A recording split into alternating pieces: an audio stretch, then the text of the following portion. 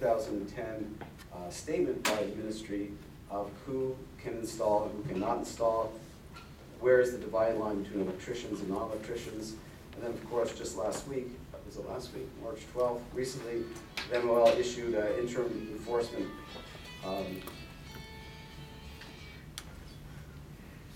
and that interim enforcement, based on the November 22nd, 2010 letter, really was clarifying this statement from the Ministry of Training Colleges and Universities, which I know some of you are familiar with, but for those of you who aren't, this is the context. So it's very important that it be up here. There are really 3 points that need to be highlighted. The first point says that it does not require the work to be performed by an electrician. But point 2 goes a little further and says electrical connections must be performed by an electrician. And then it deals with issues of electrical connections include combiner boxes, panel boards, inverters, utility switches, and meter bases.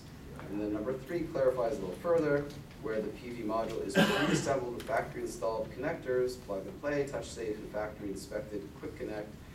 Making the connections to modules does not require the work to be performed by an electrician. But there was an injury by someone who was doing a plug-and-play, apparently. So the issues are not simple, but these 3 statements actually become the bedrock of a lot of the discussion about safety. But there are a few things that I wanted to fill in, Linda, if I may, as I was reflecting on this, some of the history behind the history here. And one of the things, if we go back, you have to remember the Green Energy and Economy Act was all about creating jobs. In 2009, it was about 50,000 green-collar jobs in 3 years. Those 3 years end, I think, in October. A lot of those jobs are going to be in solar. The overwhelming majority of them in green energy is solar. The overwhelming amount of solar jobs are really related to installation, not the manufacturing. I think these are well-established facts. So the whole agenda of the Green Energy and Economy Act was all about job creation. And it really boils down to about people in the field, in the downstream, taking manufactured components, installing them. So this is pretty critical to what the government's entire vision was in terms of job creation.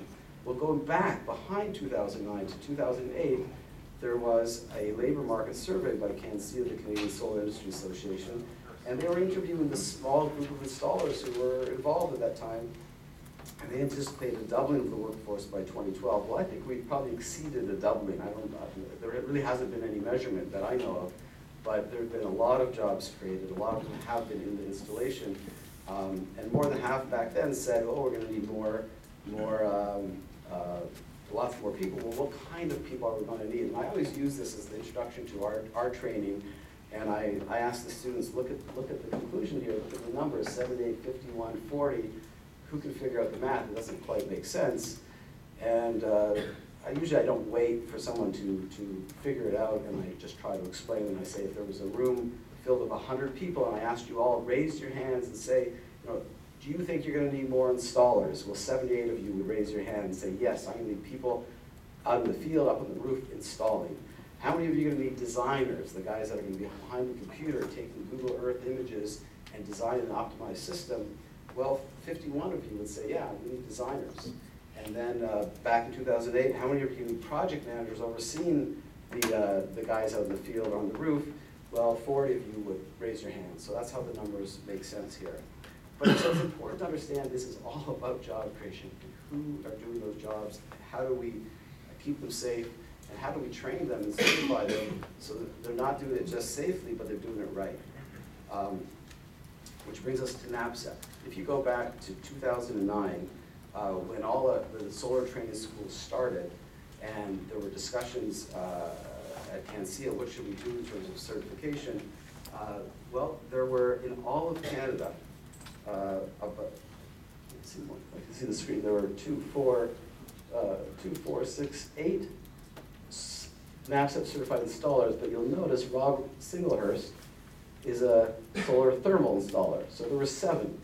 And Simon lives in Africa, and he has a company called Energy for Opportunity, where he's taking villagers who have no electricity at all, and he's helping them get a little light.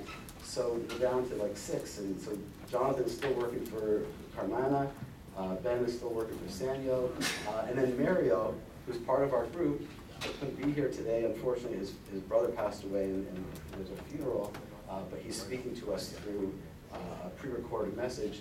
Mario, way back when, decided to get himself NAPSIP certified, and he's going to tell his story by recording. Well then, so this was kind of the template. Look to the south, more mature markets, that's what people are doing. Canadians are going and learning the US code and going through everything they need to do to get some kind of certification. So CanSIA was well aware of this, and there was a certification stakeholders working group. Many of the training schools, many of the colleges were involved, and this was the issue of the day. I mean, we really had to figure out how are we going to train people. And there were conference calls and discussions. In March 2010, exactly 2 years ago, CanSIA published its recommendations based on the working group. And then in June, a few months later, 2010, CanSIA reported that there was an impasse with NAPSEP. There are a couple of seats up in the front here. Come on in. There was an impasse, and they could not, they couldn't get the deal done. And there's no official record of it, but it's a he said, she said story. And it all came down to money. It really just came down to money. The reason NAPSEP isn't here is because it required a certain amount of money to Canadianize what's going on in the US and make sure that it could go every year. If there was the money at the table, that would probably be the standard, that would probably be what CanSIA would have pushed, but there wasn't enough money. So a big part of the issue with the solar standards, professional standards board is going to be, if we're going to create some kind of standards that are, and training and certification for non-electricians, who is going to fund that? The electricians are well established and they have their unions and they have their organizations. The solar industry is a very immature industry, and a lot of the solar businesses have been struggling because contracts haven't been offered. And so there is a question of who's going to take care of establishing that. But I just want to highlight a few of the things from CanSIA's recommendations. This is all on the pvsafety.org website. You can read the whole thing. And there are many things besides what's here, but I wanted to focus attention on this, that CanSIA recognized 2 years ago that the NAPSEP certification provides a level of quality assurance. It wasn't so much about safety, it was quality. And they also said they support accreditation of training programs for solar installers leading to the NAPSEP exam, which is, and some people know that at the end of a 5-day course you can take a NAPSEP entry-level knowledge exam, but it is not the NAPSEP certified exam. That you have to demonstrate. You have field experience. It's a pretty rigorous exam, and it takes people probably about 2 years to really go through that. They also recognize at CanSIA that there was a crisis state. This is 2 years ago for qualified installers, a crisis. And it's incumbent upon the industry to ensure that the pass rate for NAPSEP certification is as high as possible. They were worried that NAPSEP is too stringent, and if we use NAPSEP as a standard, we're not going to have enough qualified people, and it's going to slow the whole industry down. So they wanted to permit the maximum flow of skilled labor. Well, it just became a free-for-all because there was no standard. Anybody could install. There was no requirement, except for at a certain point you had to call the electricians in. And then finally, I wanted to highlight here that NAPSEP, that CanSIA emphasized that we need to illuminate a clear pathway for new students and licensed electricians to become participants in the growing solar industry. So that's some of the context. There was this discussion, and then it just dropped. And of course, IBW, Electrical Contractor Association of Ontario, ECAO, they were organized, and they said, we're not going to leave it, wait till these guys figure it out. We have to create a safety training program. We have to get our guys up to speed so they can do the job right. Fast forwarding to after the last batch of NAPSEP certified installers were granted their certification because they do the test twice a year, in December 2011, the list grew. And here you'll notice now, if you go onto NABCEP's website, it used to be you just click Canada and you had 8 guys. Now they've divided up to provinces because you have NABCEP certified installers pretty much in every province. Most of them are in Ontario. The list has grown.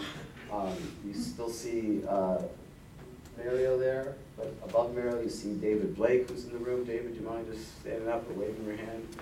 David was a student at Ontario Solar Academy, went for some, he wanted to become certified, and he went down to the States. You took the test, is that right?